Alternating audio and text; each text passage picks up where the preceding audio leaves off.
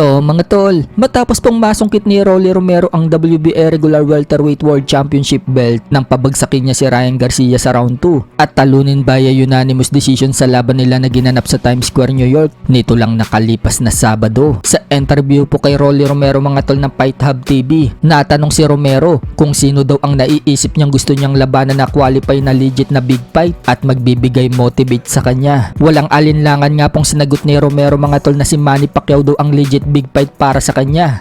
Rolly Pacquiao. Kaya muling tinanong si Romero, tatalunin daw ba ni Manny Pacquiao si Mario Barrios sa July? Sa mga hindi po kasi nakakaalam mga tol, lalabanan po ni Manny Pacquiao si Mario Barrios. Balak ni Pacquiao na sungkitin ang WBC Welterweight World Title ni Mario Barrios. Sagot nga po dyan ni Romero mga tol, hindi daw mahalaga kung tatalunin ni Manny Pacquiao si Mario Barrios o hindi. Basta Rolly Romero versus Manny Pacquiao daw.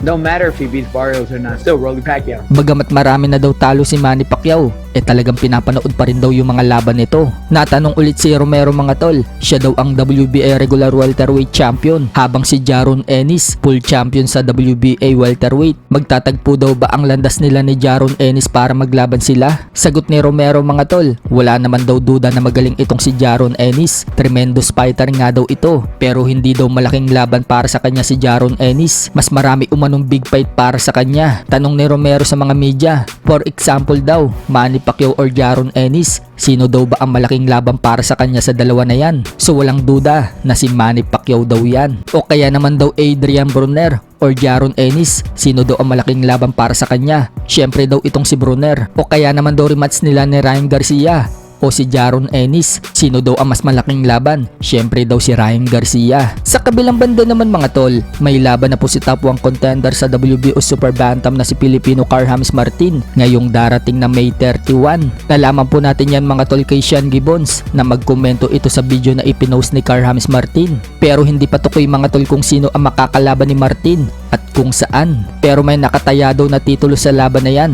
So abangan na lang po natin mga tol ang buong detalye kapag inilabas na po ng kampo ni Martin. Samantala, Albert Pagara, mapapalaban na din po ngayong May 23. Nagaganapin sa Tajikistan. Makakalaban po ni Pagara mga tol ang unbeaten fighter na si Bakhtur Osmonov ng Tajikistan.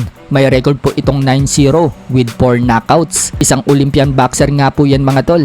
Puspusan na nga po ngayon ang pag-iinsayo ni Albert Pagara. Sa ibang balita naman mga tol, former 3 Division World Champion Janrel Casimero hindi nakapagtimpi. Nag-comment po sa mismong page ng Top Rank nang i-post po ng Top Rank ang picture ni Inoue at Cardenas pagkatapos ng laban. Wika nga po ni Casimero mga tol sa comment section, weak and fake monster. So in English na nga po ni Casimero mga tol para maintindihan nila ang ibig niyang iparating.